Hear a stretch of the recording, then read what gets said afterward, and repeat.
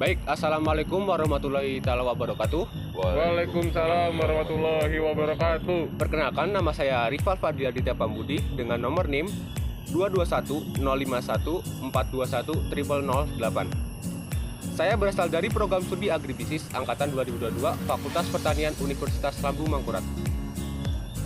Alhamdulillah, pada kesempatan dan pertemuan pagi hari ini saya dapat melakukan penduluan dengan materi yang saya bahas, yaitu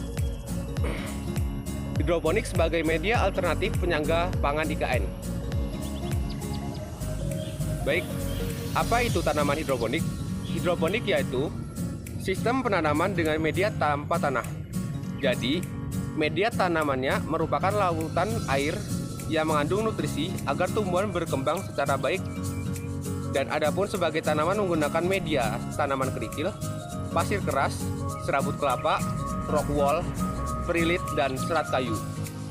Saat ini, banyak masyarakat beralih mencoba menanam sayuran dengan cara mandiri sesuai keterbatasan ruang dan tempat yang ada, dengan cara memanfaatkan lahan yang kosong.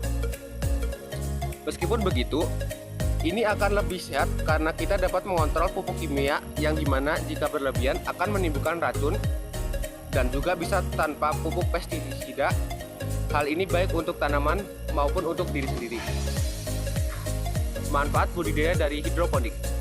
Selain hasil lebih bersih dan steril, hasil panen ini biasanya pilih dengan menggunakan teknik sortir antara tanaman yang layak ataupun tidak. Namun, kondisi tanaman yang kurang baik kemungkinannya sangat kecil karena teknik ini tidak mudah terkena atau terserang hama, gulma, dan penyakit. Kelebihan tanaman dari hidroponik. Yang pertama, hasil tanaman hidroponik akan lebih banyak segar dan renyah dikonsumsi karena tidak menggunakan pestisida. Yang kedua, iklim cuaca apapun akan tumbuh secara baik, hanya resiko terjadi kerusakan pada tanaman tersebut.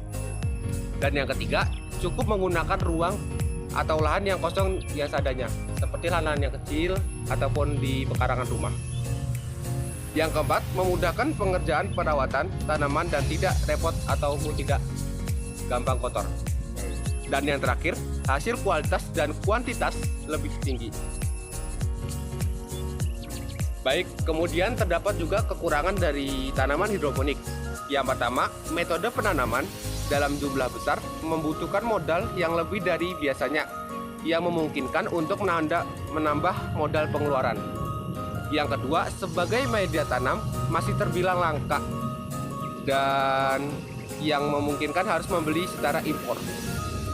Dan yang ketiga, meskipun hidroponik hanya menggunakan media air, tetapi bagian yang terpenting membutuhkan perawatan yang sangat ekstra. Dengan cara memperhatikan nutrisi, tingkat keasaman yang terdapat pada pH sesuai dengan benar, dan apabila kita tidak memiliki latar belakang atau kurang mendalami informasi hidroponik tentang ilmu pertanian, akan merasa sulit untuk bercocok tanam secara hidroponik. Dan alangkah baiknya kita harus mengetahui secara umum ataupun khusus apa itu hidroponik tersebut. Terdapat juga faktor pertumbuhan tanaman hidroponik. Selain itu, ada beberapa faktor yang mendukung pertumbuhan tanaman hidroponik, diantaranya yang pertama air baku. Apa sih air baku itu? Air baku adalah air yang murni, belum dicampur dengan campuran apapun dan tidak boleh mengandung klorine ataupun zat-zat yang tercemar lainnya. Dan yang kedua yaitu suhu dan udara. Selain air, suhu udara harus diperhatikan karena suhu yang terlalu tinggi ataupun terlalu rendah mengakibatkan pertumbuhan tanaman terganggu sehingga mengurangi produktivitas tanaman tersebut. Suhu ruangan ideal untuk tanaman biasanya di antara 18 derajat sampai dengan 25 derajat. Jika akan fokus bertanam, jangan abaikan hal ini. Gunakanlah alat pengatur suhu ruangan untuk memastikan suhu tersebut. Yang ketiga adalah media tanam. Media tanam pun menjadi suatu kebutuhan yang dapat berpengaruh terhadap pertumbuhan tanaman. Biasanya, media yang wajib digunakan air, zat hara, dan oksigen. Adapun bahan media tanam seperti pasir, arang, sekam, kerikil, maupun spons. Yang keempat adalah kelembapan. Kelembapan pun wajib diperhatikan, jangan sampai diabaikan. Kelembaban untuk tanaman hidroponik berfungsi untuk mengetahui presentasi kandungan air di udara. Biasanya kondisi optimal berkisaran 70% RH atau yang biasa disebut dengan relative humidity. Jika di atas batas optimal daya serap pada akar untuk mendapatkan unsur hara akan berkurang. Sebaliknya, jika kondisi RH di bawah 70% akan mengakibatkan tanaman menjadi cepat layu. Maka harus diperhatikan ya tersebut ataupun kondisi kelembaban di sekitar kita. Yang terakhir adalah apa sih macam-macam atau sistem hidroponik. Yang pertama dengan cara wick system. Dan yang kedua menggunakan sistem aeroponik. Aeroponik sendiri sudah sering digunakan pada zaman-zaman sekarang. Di era semakin berkembangnya zaman, kita sangat mudah untuk mencocok tanam tanpa media tanah. Salah satunya hidroponik dengan sistem aeroponik. Aeroponik ini dengan cara menyemprotkan nutrisi ke akar tanaman. Jadi tanaman tersebut bisa digantung dengan pemberian nutrisi secara disemprot menggunakan air seperti sprinkler. Sudah banyak hasil uji coba menggunakan sistem aeroponik yang dimana tanaman lebih enak dan segar pada saat dikonsumsi. Sudah banyak juga petani di beberapa negara yang melakukan sistem aeroponik ini dan jumlahnya yang sangat banyak. Dan yang ketiga dengan cara nutrient film technical atau yang bisa disingkat dengan NFT. NFT sendiri adalah jenis penanaman hidroponik dengan cara membuat aliran dangkal ataupun tipis yang telah terlalu nutrisi tanaman lalu disirkulasikan melalui akar dengan kemiringan 5 derajat. Di kalangan masyarakat biasanya tanaman yang menggunakan sistem NFT seperti yaitu adalah selada, tanaman selada. Untuk beberapa negara maju telah disediakan beberapa supplier greenhouse dengan alat dasar yang diperlukan menggunakan bed ataupun talang, tangki penampungan maupun pompa. Dan yang terakhir adalah dengan cara drip system.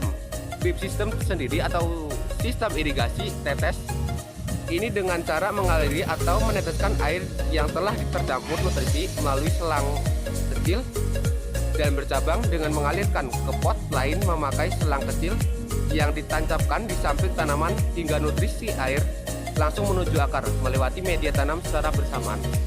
Itulah tadi pemaparan singkat mengenai tanaman hidroponik. Jika ada yang ditanyakan, silakan bertanya. Saya izin bertanya dong, buat ini ada nggak sih cara perawatan tanaman hidroponik? Gimana caranya gitu? Ada lagi yang bertanya? Saya Kak, Ya. tanaman apa saja yang bisa ditanam pada media hidroponik? Baik. Saya akan menjawab pertanyaan dari Rizky Insani. Yang pertama adalah rajinlah memeriksa kondisi tanaman tersebut atau rajinlah memeriksa kondisi tanaman hidroponik. Dan yang kedua adalah sering-seringlah mengecek apakah alat atau bahan dari tanaman atau media tanaman tersebut sudah ataupun masih layak digunakan ataupun tidak. Kalau sudah tidak layak, segera mengganti tersebut. Yang ketiga adalah sering-sering melihat apakah tanaman tersebut layu ataupun masih segar. Dan yang keempat ataupun yang terakhir, berikanlah tanaman hidroponik tersebut memberikan nutrisi yang cukup sehingga tanaman tersebut ataupun tanaman dari media hidroponik tersebut tidak mudah layu ataupun tetap segar. Baik, saya akan menjawab pertanyaan dari Sando Aulia, yaitu adalah apa saja sih tanaman yang bisa ditanam di media hidroponik. Yang pertama adalah selada hijau, yang kedua adalah kangkung, dan yang ketiga adalah sawi hijau. Bagaimana? Apakah dari pemaparan saya ada yang kurang ditanyakan? Menurut saya sudah jelas sih untuk penjelasan dari pertanyaan kami berdua. Baik, terima kasih. Mohon maaf apabila ada khilaf ataupun salah kata. Kurang lebihnya mohon maaf. Wabillahi taufiq wal hidayah. Wassalamualaikum warahmatullahi wabarakatuh. Waalaikumsalam warahmatullahi wabarakatuh.